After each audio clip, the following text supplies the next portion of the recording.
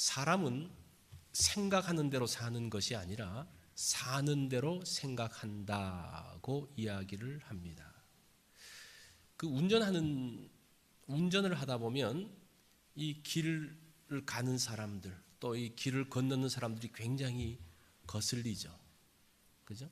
그런데 반대로 내가 길을 걷고 횡단보도를 건너면 이 운전하는 사람들이 굉장히 좀 거친 것처럼 느낄 때가 있습니다. 자, 보세요. 우리가 지금 생각하는 대로 사는 게 아니라 내가 지금 있는 삶의 현장에서 생각하게 된다는 거예요. 그래서 내가 현재 있는 삶의 현장이 어떤 것인지를 잘 아는 것이 중요합니다. 거기서부터 생각이 나올 수 있기 때문이에요. 그 생각은 사실은 잘못될 수도 있죠. 자, 그런 우리 인간의 모순들을 우리가 생각을 한다면 우리가 좀 더 정확한 기준들을 가질 수가 있습니다.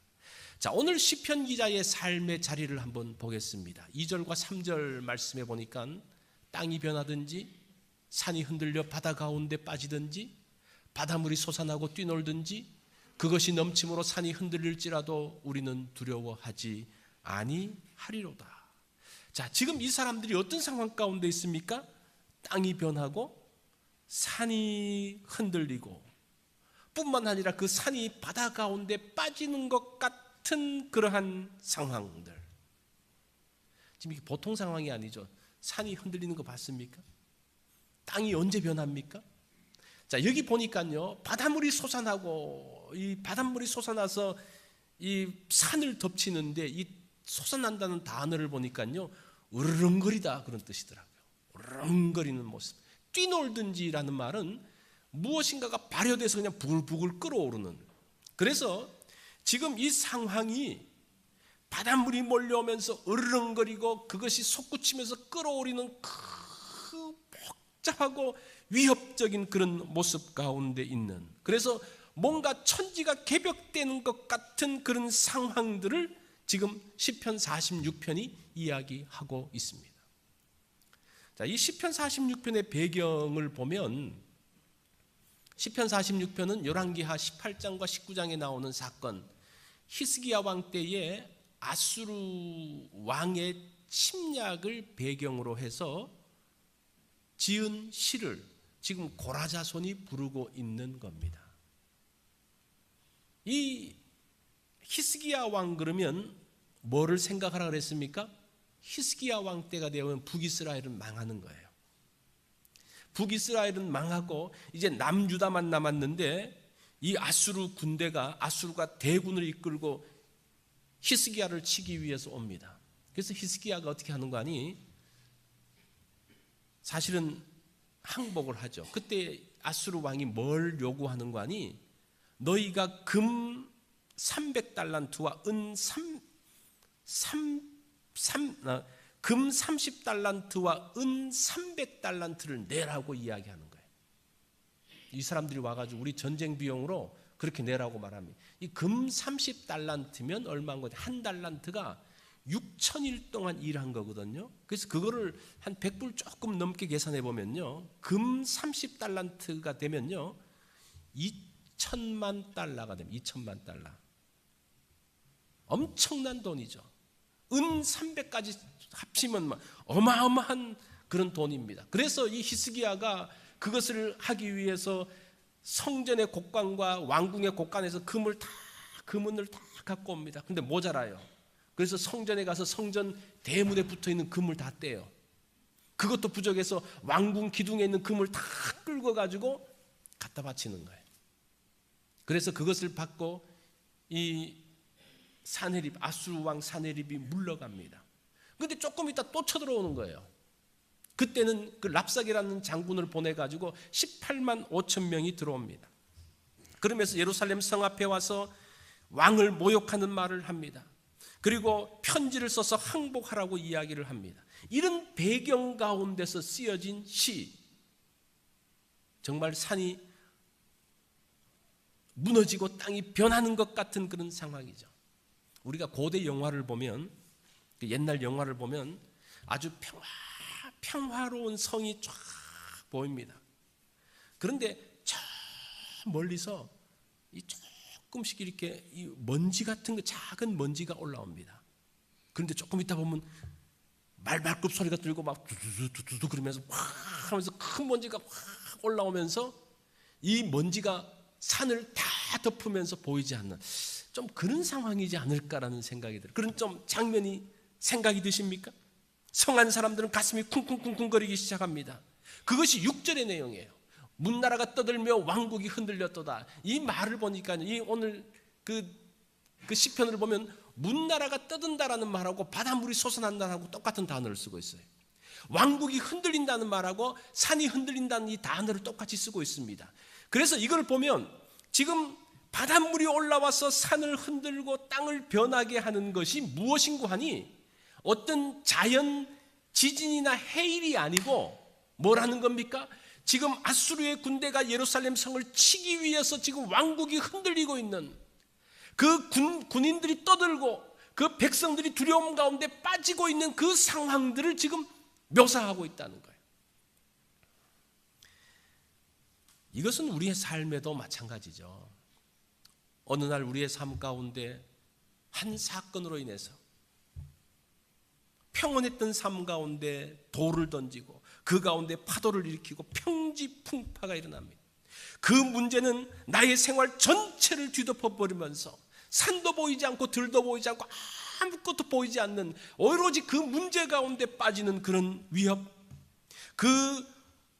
그런 어려움, 상황들, 그것이 사실은 시편 46편의 내용이야. 이 시편 46편은 그냥 히스기야 때에만 있었던 그 사건이 아니라 오늘날 우리의 삶 가운데서도 반복될 수 있는 그러한 일이라는 거예요.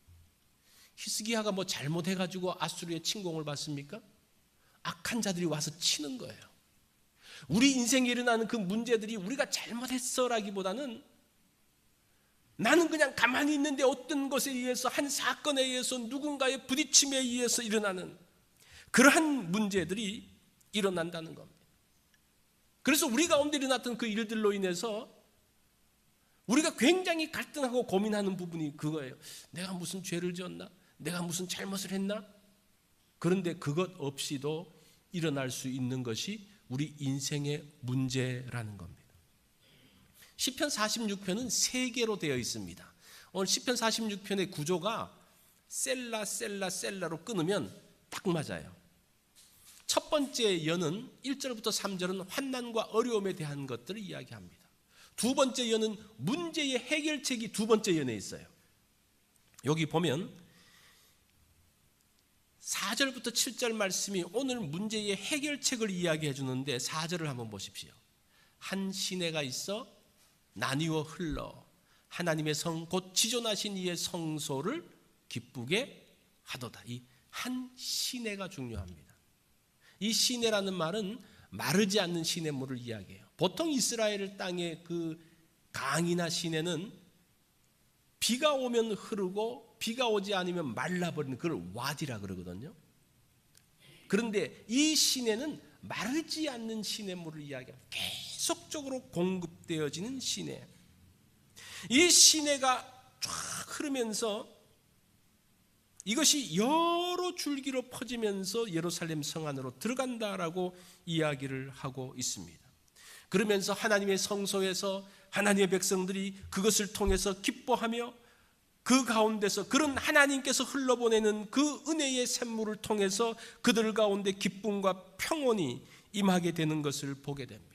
5절에 보면 하나님이 그 성중에 계심에 성이 흔들리지 아니할 것이라 새벽에 하나님이 도우신다라고 이야기합니다.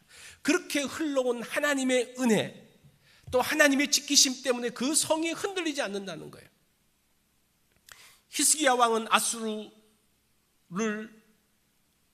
아수르의 침공 앞에서 어떻게 해야 될지 방법을 찾지 못합니다. 사실은 방법은 두 가지죠. 끝까지 싸운다. 이게 첫 번째 방법이에요. 목숨 걸고 끝까지 싸운다. 두 번째 뭡니까? 항복한다. 이제 우리 그 남한산성 그때 그 영화도 보면 그 두 가지로 나눠지잖아요. 모든 싸움에서 해법은 두 가지예요. 끝까지 싸우다가 죽을 때까지 싸운다. 두 번째는 항복한다. 그런데 히스기야는 제3의 방법을 갖고 나옵니다. 그 제3의 방법이 뭡니까? 그 랍사게 장군이 항복하라는 그 문서를 들고 하나님의 성전으로 갖고 올라가요. 우리의 인생 가운데서 그 문제에도 마찬가지일 거예요. 끝까지 한번 부딪혀 보다가 그냥 죽든지 말든지 해본다. 아니면 손 들고 털고 나간다. 우리는 그 두 가지만 생각하는데 히스기야는 제3의 방법을 이야기하고 있어요. 우리가 그 문제를 가지고 하나님 앞에 나아갈 수가 있습니다. 그래서 그 모욕적인 편지를 가지고 하나님 앞에 나아가면서 히스기야는 옷을 찢고 굵은 베옷을 입고 하나님 앞에 기도합니다. 이때 이사야 선지자가 이야기를 하죠. 어떻게 기도해야 되는지를 이야기합니다. 이사야 선지자가 그들에게 이르되 여호와의 말씀이 너는 아수르 왕의 신복에게 들은 바 나를 모욕하는 말 때문에 두려워하지 말라. 내가 한 영을 그의 속에 두고 그로 소문을 듣고 그의 본국으로 돌아가게 하고 또 그의 본국에서 그에게 칼에 죽게 하리라 하셨느니라 하더라. 그 이스라엘을 치던 그 왕을, 사네립 왕을 다시 돌아가게 해서 그 본국에서 죽이겠다고 이야기하십니다. 이제 그것을 붙들고 나가는 거예요. 그 응답을 받는 거예요.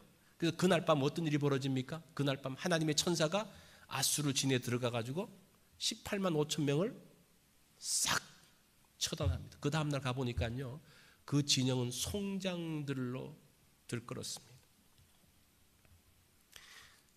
하나님은 새벽에 하나님이 우리를 도우신다라고 이야기합니다.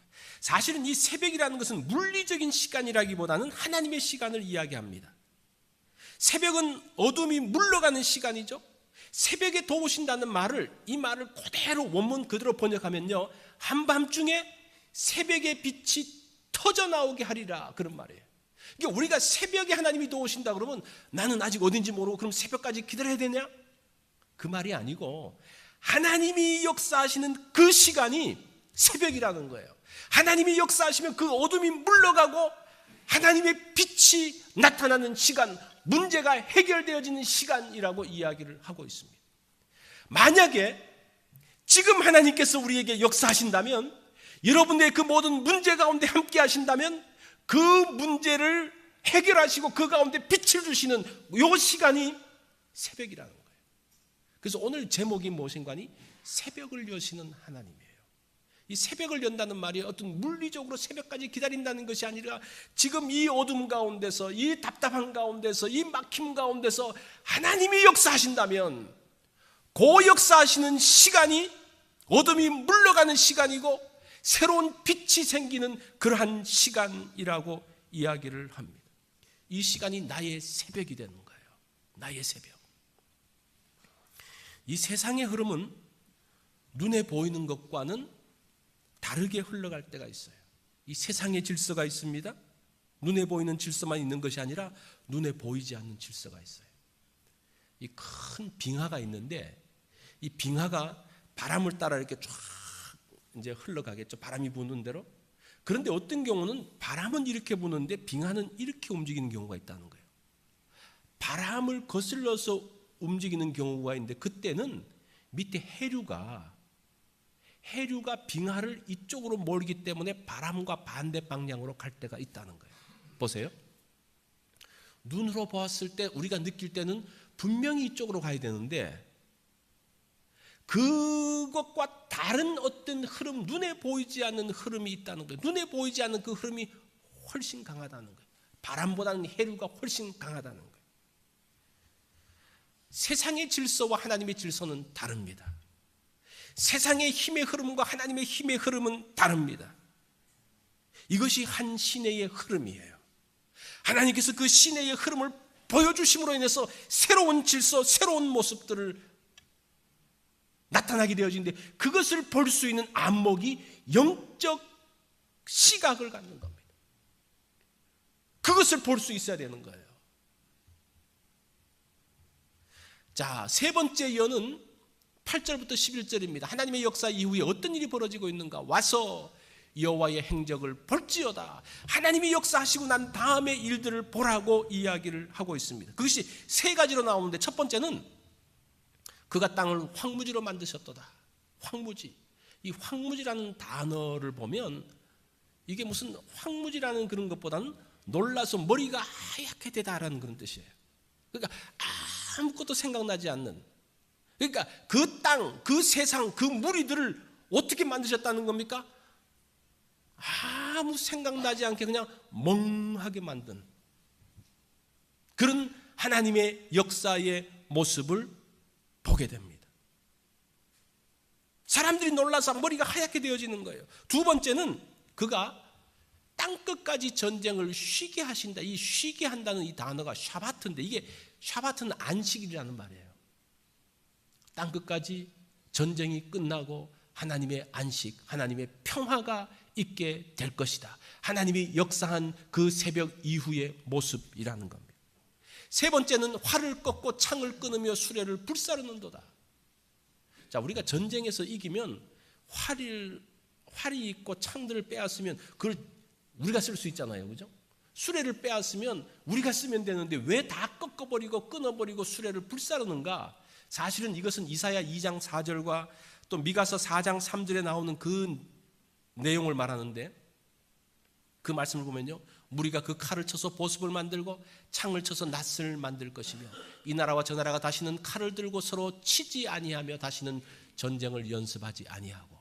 이 활을 꺾고 창을 부러뜨린다는 말은 무슨 말이에요? 수레를 불사른다는 말은 무슨 말입니까? 더 이상 전쟁이 진행되지 않고 그것을 그 사람을 해하는 무기를 오히려 생산할 수 있는 무기로 바꾸는 것을 이야기하고 있습니다. 완전한 평화에 대한 이야기를 합니다. 그래서 뭐라고 말합니까? 10절에 보면 너희는 가만히 있어 내가 하나님됨을 알지어다. 내가 문나라 중에서 높임을 받으리라. 내가 세계 중에서 높임을 받으리라 고 말씀하죠. 그래서 그런 하나님의 역사 때문에 너희는 가만히 있으라고 이야기합니다. 그런데 여기서 가만히 있는다는 게 뭡니까? 너희는 가만히 있으라고 그랬는데 가만히 있는다는 게 뭔가? 아무것도 하지 말라는 건가? 이 말은, 가만히 있으라는 말은 아무것도 하지 말라는 말이 아니고 하나님께 마음을 집중하라는 그런 말이에요. 하나님께 마음을 집중하라. 그러면 그 마음의 풍랑이 가라앉게 된다는 겁니다. 물이 흔들리면요, 자기의 모습을 볼 수가 없습니다. 그죠? 우리 마음의 물이, 우리 마음 가운데 이렇게 물이 있는데 그것이 흔들리면 내 모습을 볼 수가 없어요. 어떤 것도 볼 수가 없어요. 물이 잔잔해져야지, 잔잔해지면 비로소 내 모습을 볼 수가 있습니다.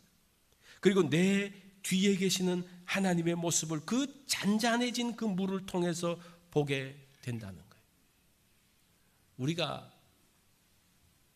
마음이 흔들리면 뭐가 보이지가 않아요. 계속 마음이 요동치고 흔들리고. 그렇게 하지 말고 가만히 있으라는 말은 뭡니까? 마음을 잠잠하게 해서 있으면 그 가운데서 무엇인가가 새롭게 보이기 시작한다는 겁니다. 그것이 너희는 가만히 있으라는 말입니다. 이 정근모 씨, 이분은 이제 정근모 장로인데, 이분은 과학자고 총장이고 과학기술처 장관이고 이 사람은 정말 유명한 사람이에요. 이 사람이 책을 썼는데 나는 위대한 과학자보다 신실한 크리스찬이 되고 싶다라는 그 책을 썼습니다. 그 책의 내용들을 잠깐 좀 보면, 이 정근모 장로는 1951년, 이 사람이 39년생인데 1951년 제1회 국가고시에서 수석을 차지하면서 경기중학교에 입학을 합니다. 그리고 경기고등학교도 수석으로 입학하고, 그 고등학교 입학하고 난 다음에 1학년 4개월 동안만 공부하는데 그때 이 사람이 대입 검정고시 시험을 봐요. 그래서 1등으로 해서 고등학교 1학년 4개월 하고 대학을 들어갑니다. 서울대 물리학과를 들어가게 되죠.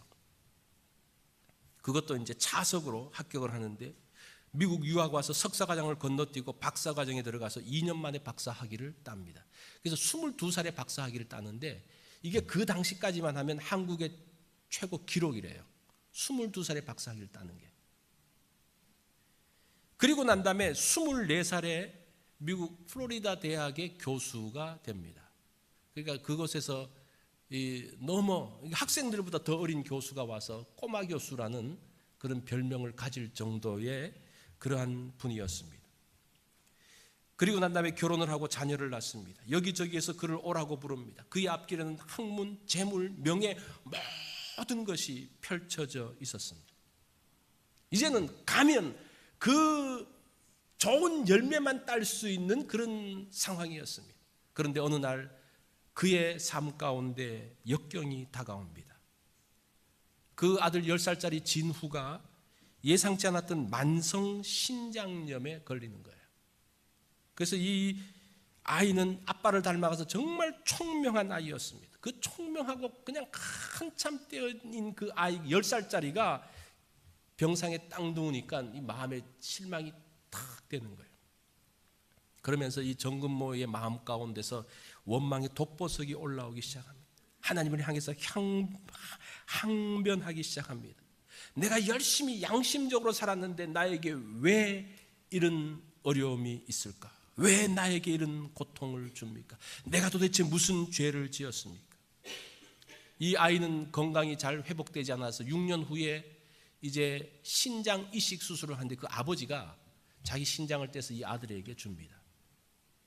그리고 난 다음에 조금 건강이 회복되어지지만 부작용 때문에 굉장히 그 건강에 위협을 받습니다. 이 아이는 자기가 건강 때문에 이렇게 어려움 당하는 걸 보면서 그 마음 가운데 좌절하고 낙심하는 거예요. 그러면서 2번의 자살을 시도합니다. 한 번은 차를 타고 그냥 절벽으로 확 갔는데 기적적으로 이 소나무 위에 이 차가 걸쳐져서 기적적으로 살아납니다. 하나님께서 그 아이를 붙들고 있는 거예요. 그런 어려운 상황들이 계속적으로 일어나고 있는 거예요. 그런 어느 날 이제 주일 예배 때의 말씀을 들으면서 그 말씀이 전군모의 마음을 찌르기 시작합니다. 에베소 2장 1절로 8절에 보면 너희 허물과 죄로 죽었던 너희를 살리셨도다. 그때에 너희가 그 가운데서 행하여 이 세상 풍속을 쫓고 공중의 권세 잡은 자를 따랐으며 곧 지금 불순종의 아들들 가운데 역사하는 영이라.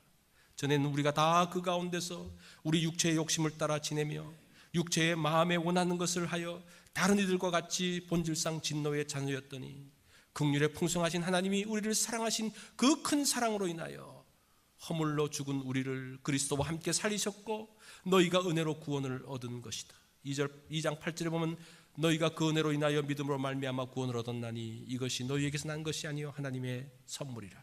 그 말씀이 그 정근모 그 장로죠. 그 마음을 탁 터치한 거예요. 그러면서 그 말씀을 들으면서 그냥 이 눈물이 쏟아지기 시작합니다. 이 낮에 터졌던 눈물샘이 밤 예배까지 그냥 흐르기 시작하는 거예요. 그러면서 하나님께서 이런 말씀을 하는 것을 그가 듣습니다. 내가 너를 얼마나 사랑하는 줄 아느냐? 작은 십자가를 지고 가는 내 아들에 대해서 감사해 본 적이 있느냐? 그런 말을 하시는 거예요. 아니, 내 아들이 무슨 십자가를 지고 간다고? 이해할 수가 없는 거예요. 주님, 제가 어떻게 아들에 대해서 감사할 수 있단 말입니까? 지금 이 아들은 내 신장을 떼서 이 아들에게 주었는데 이 아들이 나한테 감사해야지 어떻게 내가 아들에게 감사할 수 있습니까? 이게 이해가 되지 않는 거예요. 그때 주님께서 깨우침을 주시는데 네가 진우 때문에 얼마나 하나님을 많이 찾았는지 아느냐? 아들로 인해서 얼마나 하나님께 많은 눈물로 기도했는 줄 아느냐? 진우가 고통당하는 모습을 보면서 너희가 신앙의 새로운 눈을 뜨지 않았느냐? 그런 말씀을 하는 거예요.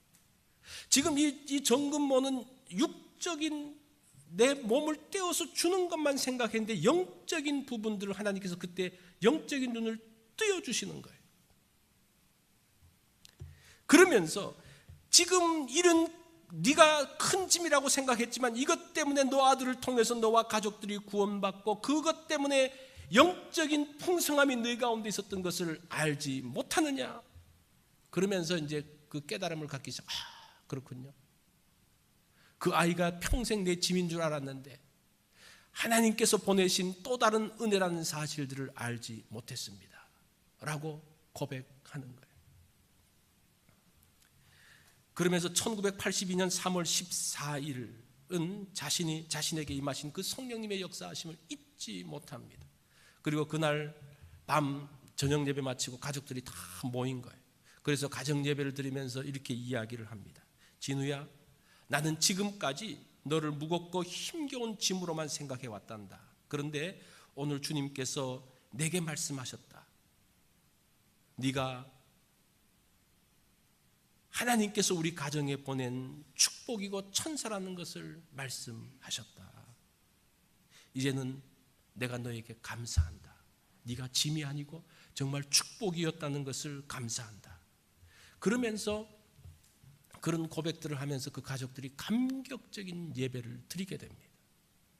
그 후 진우는 이제 결혼을 해서 딸을 낳고 또 다른 사람의 신장을 두 번째로 이식받습니다.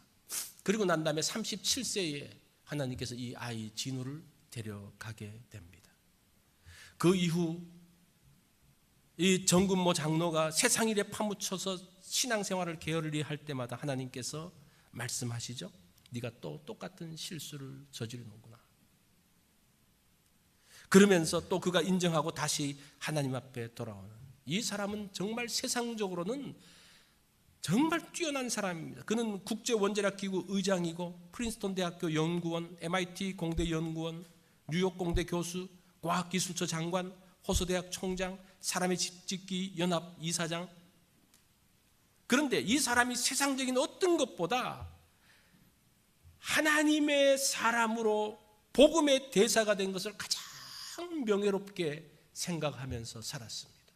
그는 이 책 제목도 그잖아요. 나는 위대한 과학자보다 신실한 크리스찬이 되고 싶다. 그것이 그의 인생 고백이었습니다. 우리의 인생에 어려움이 오죠. 땅이 변하고 산이 흔들릴 것 같은 감당할 수 없는 일들이 옵니다. 시편 46편은 그게 인생이라고 해요. 우리는 편안한 것을 인생이라고 생각하는데 그렇지 않다고 이야기를 해요. 우리 인생은 문제가 있고 어려움이 있고 어느 순간 알지 못하는 우연한 사건 때문에 우리가 어떤 곳에 휘말려 들어가면서 정말 산이 물에 빠지는 것 같은 그런 위험, 고통 가운데서 사는 것이 인생이라고 말합니다. 그래서 시편 46편 1절이 뭐라고 말합니까? 하나님은 우리의 피난처시요 힘이시니 환난 중에 만날 큰 도움이시니라. 그러면서 그 3절에 있는 내용이 원래 원문에는 그게 나와 있어요. 그러므로 우리는 두려워하지 아니하리로다. 그러면서 땅이 변하든지 산이 흔들려 바다 가운데 빠지든지 바닷물이 솟아나든지 이렇게 나와요. 하나님이 피난처시고 힘이시고 우리의 도움이시기 때문에 우리는 두려워하지 않는다라고 딱 선포하면서 나가는 그 고라 자손의 시를 보게 됩니다. 왜 그렇습니까? 하나님께서 한 시내를 보내십니다. 그래서 그 시내를 통해서 하나님께서 은혜의 시냇물을 통해서 예루살렘 도성을 풍성하게 만드십니다. 우리가 있는 성에 계속적으로 외부적인 세력들이 계속적으로 공격하고 있어요. 아마 여러분 내일 가면요 또 다른 공격들이 들어올 거예요. 그러면서 성이 흔들리는 거예요. 우리 마음이 요동치는 거예요. 그런데 그 성에 뭐가 있다는 겁니까? 우리를 풍성하게 하는 하나님의 시내가 있다는 거예요. 무엇을 보느냐가 중요한 거예요. 계속 우리를 공격하는 것이 아니라 무엇을 보면서 우리 가운데 있는 우리를 풍성하게 하는, 우리를 메마르게 하지 않는 하나님의 시내가 있다는 그것을 알고 그것을 보면서 나가면, 그러면서 우리의 마음을 잔잔하게 너희는 가만히 있어 하나님께서 역사하시는 것을 본다면 우리가 그 가운데서 휩쓸리지 아니하고 우리가 두려워하지 않는다라고 이야기를 합니다. 무엇을 보느냐가 중요하죠. 우리가 그 사건을 어떻게 해석하느냐가 중요하죠. 말씀드렸죠. 그죠? 어떤 사건에 대해서 어떤 해석을 하느냐에 따라서 그 인생이 달라진다는 거예요. 그게 신앙적인 영적인 해석들을 할 때에 우리가 그 모든 어려움 가운데서도 흔들리지 않게 된다는 겁니다. 그때에 하나님께서 일하시는 것을 보게 될 것입니다. 그때 새벽을 여시는 하나님을 만나게 됩니다. 우리 다 같이 기도하겠습니다.